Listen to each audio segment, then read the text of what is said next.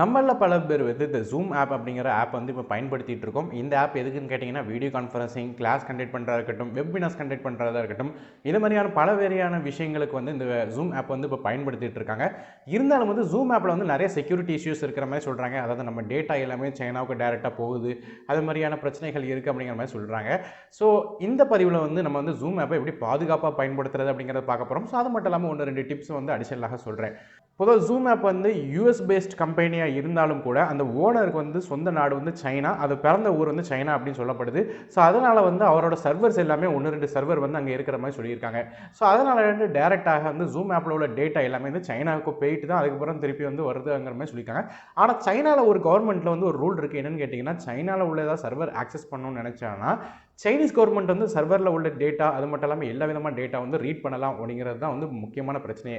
So அதனால தான் வந்து இந்த ஜூம் ஆப்பில் வந்து ப்ரொடெக்ஷன் இல்லை அப்படிங்கிற மாதிரி நிறைய பேர் சொல்கிறாங்க. ஸோ இது முக்கியமான காரணமும் இதுதான். அது மட்டும் இல்லாமல் ஏதோ ஒரு வீடியோ கான்ஃபரன்சிங் பண்ணிட்டு இருக்கும்போது இடையில கூட நிறைய பானோகிராஃபி வீடியோஸ்லாம் வந்து இடையில வந்ததாக வந்து சொல்லப்படுது. ஸோ அப்படி தேவையில்லாத அடிஷனல் வீடியோவும் சில இது வந்திருக்குது.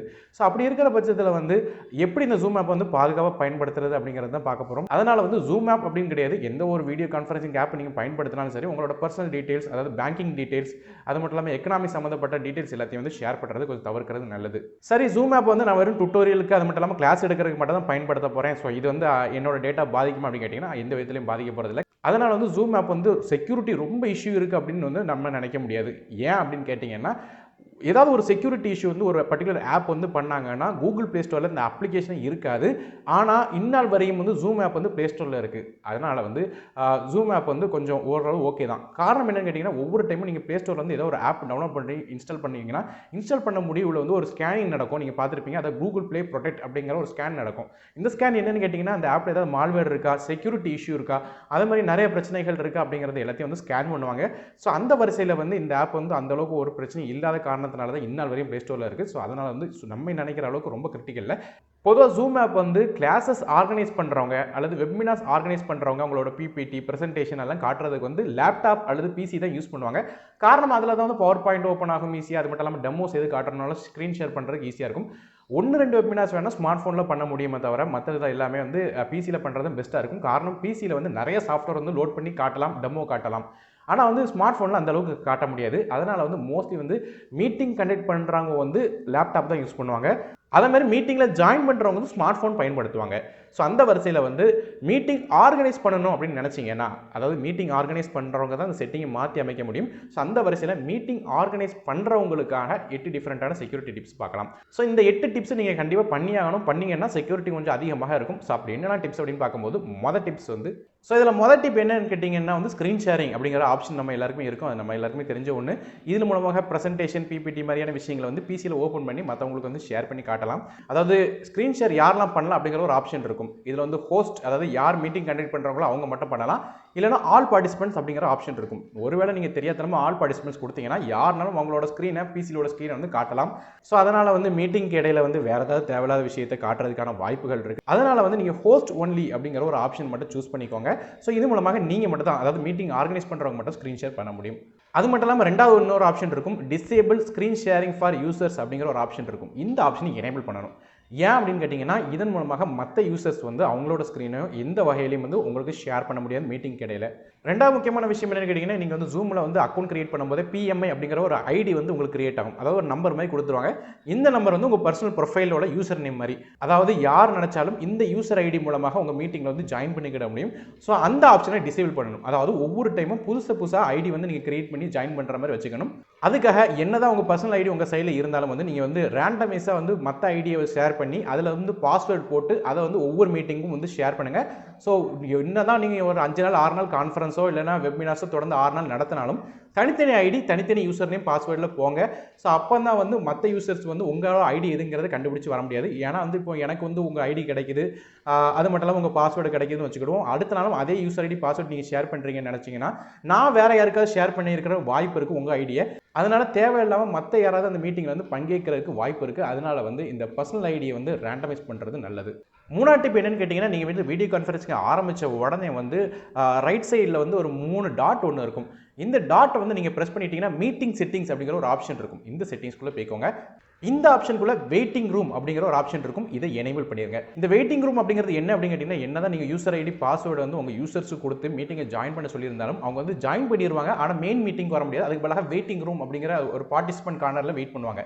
ஸோ இந்த பார்ட்டிசிபென்ட் கார்னரில் போய்ட்டு நீங்கள் அவங்களுக்கு அலோவ் கொடுத்தீங்கன்னா மட்டும்தான் மீட்டிங்கில் வந்து அவங்க ஜாயின் பண்ண முடியும். மற்ற நேரத்தில் வந்து அவங்க ஜாயின் பண்ண முடியாது. அதனால வந்து அவங்க பார்ட்டிசிபென்ட்ஸ் அப்படிங்கிற அந்த காலத்தில் வந்து வெயிட் பண்ணிட்டு இருப்பாங்க. அதாவது மீட்டிங்கில் ஜாயின் பண்ணியிருக்க மாட்டாங்க. ஆனால் வந்து மீட்டிங்கில் ஜாயின் பண்ணுறதுக்கு ரெடியாக இருக்காங்க அப்படிங்கிற மாதிரி காட்டும். நீங்கள் அவங்கள அலோவ் பண்ணிங்கன்னா மட்டும் தான் அவங்க மீட்டிங்கில் ஜாயின் பண்ண முடியும். மற்ற நேரத்தில் வந்து அவங்க மீட்டிங்கில் ஜாயின் பண்ண முடியாது. ஸோ இதுதான் அந்த வெயிட்டிங் ரூம் அப்படிங்கிற ஆப்ஷன். இதன் மூலமாக யார் அந்த யூசர் கரெக்டாக வந்து இவங்க தான் நம்ம மீட்டிங் வந்தாங்களாங்கிறது ஈஸியாக கண்டுபிடிக்க முடியும். தேவையில்லாத ஏதாவது நபர் வந்தாங்கன்னா வந்து இதை வந்து இது மூலமாக தடுக்கிறதுக்கு வாய்ப்பு ஈஸியாக இருக்கும். ஆனால் என்ன விஷயம் கேட்டிங்கன்னா, நிறைய பேர் வந்து மீட்டிங்கில் வந்து நீங்கள் பார்ட்டிசிபேட் பண்ண போகிறீங்கன்னா கொஞ்சம் இந்த வெயிட்டிங் ரூம் வந்து யூஸ் பண்ணுறது கொஞ்சம் கஷ்டமாக இருக்கும். காரணம் ஒருத்தருக்கு வந்து நீங்கள் எனேபிள் பண்ணுறது கொஞ்சம் கஷ்டமான விஷயமா இருக்கும். இருந்தாலும் வந்து லிமிட்டடாக ஒரு 5 பேர் 10 பேர் வச்சு மீட்டிங் வந்து நீங்கள் நடத்துறீங்கன்னா ஸோ அப்போ கரெக்டாக இத்தனை நம்பர் மட்டும் தான் வராங்களா அப்படிங்கிறத இது மூலமாக உறுதி செஞ்சுக்கிட முடியும். அதே மாதிரி வந்து லிங்க் மூலமாக வந்து யாராவது மீட்டிங்கில் கலந்துக்கலாமா அப்படிங்கிற ஒரு ஆப்ஷனும் இருக்கும். அதாவது ஏதாவது ஒரு லிங்க் நீங்கள் ஷேர் பண்ணிங்கன்னா அந்த லிங்க்கை கிளிக் பண்ணிட்டாங்கன்னா அந்த மீட்டிங்கில் டேரெக்டாக யூசர் நேம் பாஸ்வேர்ட் போடாமலே ஜாயின் பண்ண முடியும். ஸோ இந்த மாதிரியான ஆப்ஷன் இருக்குது. இதை ஒருவேளை தேவைப்பட்டால் நீங்கள் வந்து டிசேபிள் பண்ணிக்கோங்க. ஒருவேளை லிங்க் மூலமாக நீங்கள் வந்து கலந்துட்டு போட்டும் ஒரு பிரச்சனை இல்லை அப்படின்னு நினச்சிங்கன்னா மட்டும் இதை எனேபிள் பண்ணிங்க. மற்ற நேரத்துக்கு டிசேபிள் பண்ணிக்கோங்க.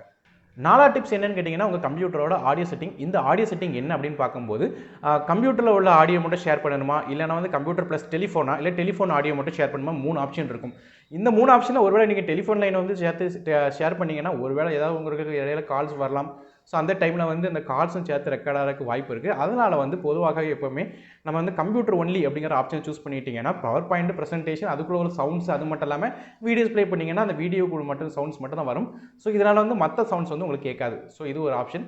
அதே மாதிரி இன்னும் 2 ஆப்ஷன் நீங்கள் டிசேபிள் பண்ணணும். அதாவது ஜாயின் பிஃபோர் ஹாஸ்ட் அப்படிங்கிற ஆப்ஷன் இருக்கும். அதாவது மீட்டிங் கண்டக்ட் பண்ண போகிறாங்க, அதாவது நம்ம மீட்டிங்கில் ஜாயின் பண்ண முன்னாடி மற்ற பார்ட்டிசிபென்ட்ஸ் வந்து ஜாயின் பண்ணலாம் அப்படிங்கிற ஆப்ஷன் இருக்கும். ஸோ அதை டிசேபிள் பண்ணிடுங்க. காரணம் என்னன்னு கேட்டிங்கன்னா, நீங்கள் வர்றதுக்கு முன்னாடி அவங்க வந்துட்டாங்கன்னா அவங்களுக்கு வந்து சில ஆக்சஸ் கிடைக்கும். அதனால் வந்து ஃபஸ்ட்டு வந்து நீங்கள் வர்றது நல்லது.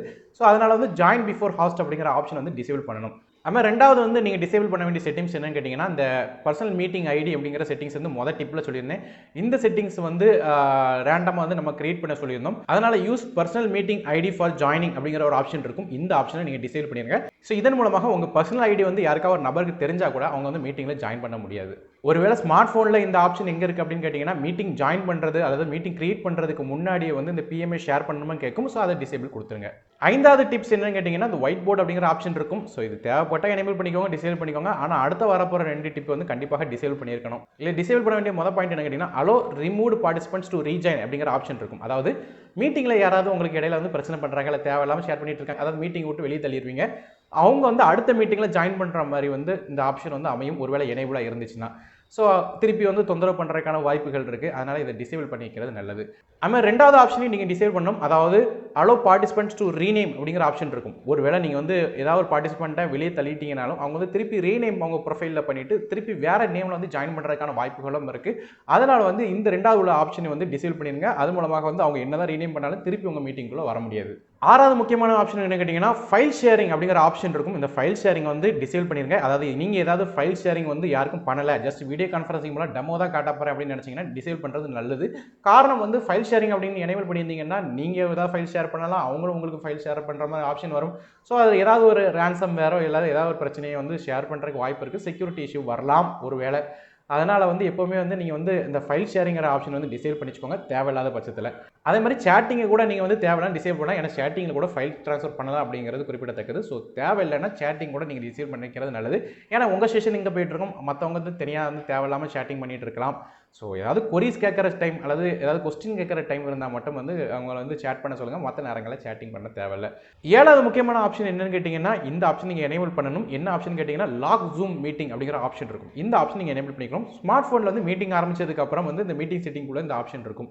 ஸோ இது என்ன ஆப்ஷன் அப்படின்னு கேட்டிங்கன்னா, மீட்டிங்ஸில் உள்ள எல்லா பார்ட்டிசிபென்ட்ஸும் வந்துட்டாங்க அப்படிங்கிறது தெரிஞ்சதுக்கப்புறம் நீங்கள் இந்த ஆப்ஷனை எனேபிள் பண்ணணும். அப்படி வந்துட்டாங்க, அதனால் வந்து மீட்டிங் நம்ம ஆரம்பிக்க போகிறோம் அப்படின்னு தெரிஞ்சிட்டுனா வேறு யாரும் வந்து தேவையில்லாம மீட்டிங்கில் வந்து ஜாயின் பண்ண முடியாது. என்ன தான் யூசர் ஐடி பாஸ்வேர்டு மாதிரியான என்ன விஷயங்கள் தெரிஞ்சதுனாலும் வந்து அடிஷனலாக ஜாயின் பண்ண முடியாது. ஸோ ஏற்கனவே சொன்ன மாதிரி தேவையில்லாத ஆட்கள் வெயிட்டிங் ரூம் வந்து எனேபிள் பண்ணிங்கன்னா வெயிட்டிங் ரூமில் இருப்பாங்க. ஒருவேளை வெயிட்டிங் ரூம் வந்து எனேபிள் பண்ணலை, டேரெக்டாக மீட்டிங்கில் ஜாயின் பண்ணுற மாதிரி நீங்கள் செட்டிங் வச்சுருந்தீங்கன்னா இந்த ஆப்ஷன் உங்களுக்கு உதவும்.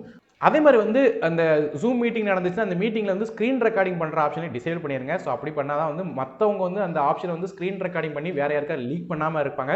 ரொம்ப சீக்கிரட்டான விஷயம் பேசுகிறீங்கன்னா கண்டிப்பாக இந்த ஆப்ஷனை வந்து டிசேபிள் பண்ணுங்க. ஏன்னா வந்து ஸ்க்ரீன் ரெக்கார்ட் பண்ணி வேறு யாருக்காவது விற்கிறது கூட வாய்ப்பு இருக்கு யாராவது. அதனால் வந்து இந்த ஆப்ஷனை டிசேபிள் பண்ணிக்கிறது நல்லது. கடைசியாக ஒரு ஆப்ஷன் என்னன்னு கேட்டிங்கன்னா, மீட்டிங் வந்து எப்போவுமே முடியும் போது வந்து நார்மலாக வந்து நீங்கள் மட்டும் வெளியே போகிற மாதிரி ஆப்ஷன் இருக்கும், அல்லது எண்ட் மீட்டிங் ஃபார் ஆல் அப்படிங்கிற ஆப்ஷன் இருக்கும். ஸோ இதில் எப்போவுமே வந்து எண்ட் மீட்டிங் ஃபார் ஆல் அப்படிங்கிற ஆப்ஷன் வந்து யூஸ் பண்ணுங்கள். காரணம் என்ன கேட்டிங்கன்னா, நீங்கள் மீட்டிங் விட்டு வெளியே போயிட்டீங்கன்னா மற்றவங்க யாராவது உங்கள் ஐடியாஸையோ இல்லைனா வேறு எதாவது பற்றியோ பேசுகிறதுக்கான வாய்ப்புகள் இருக்குது. ஸோ அதனால் வந்து எப்போவுமே எண்ட் மீட்டிங் ஃபார் ஆல் அப்படிங்கிற ஆப்ஷன் சூஸ் பண்ணிடுங்க. ஸோ ஃப்ரெண்ட்ஸ், நான் இப்போ சொன்ன இந்த செட்டிங்ஸ் எல்லாமே வந்து பிசியில் இருக்குது. ஸ்மார்ட் ஃபோனில் 1-2 செட்டிங்ஸ் மட்டும் தான் அவைலபிள். அதனால் வந்து மீட்டிங் நீங்கள் கண்டக்ட் பண்ணுறவங்களா இருந்தீங்கன்னா கண்டிப்பாக ஸ்மார்ட் ஃபோனில் பண்ணுறதோட பிசியில் பண்ணுறது ஒரு பெட்டரான ஆப்ஷனாக இருக்கும் செக்யூரிட்டி இஷ்யூக்காக. மீட்டிங்கில் நீங்கள் ஜாயின் பண்ண போகிறீங்க அப்படின்னு நினச்சிங்கன்னா ஸ்மார்ட் ஃபோனில் பயன்படுத்தலாம், எந்த விதமான பிரச்சனையும் கிடையாது. ஸோ மீட்டிங்கை வந்து க்ரியேட் பண்ணுறவங்க கண்டிப்பாக இந்த டிப்ஸ் வந்து ஃபாலோ பண்ணுங்கள். அது மட்டும் இல்லாமல் இந்த வீடியோ மறக்காமல் மற்றவங்களுக்கு ஷேர் பண்ணுங்கள். சேனலை சப்ஸ்கிரைப் பண்ணிவிட்டு பக்கத்துக்கு பெல் ஐக்கனை ப்ரெஸ் பண்ணி ஆல் அப்படிங்கிற ஆப்ஷனை சூஸ் பண்ணுங்கள். நான் அருண் டெக் தமிழுக்காக மற்ற வீடியோ உங்களை சந்திக்க போகிறேன். நன்றி, வணக்கம்.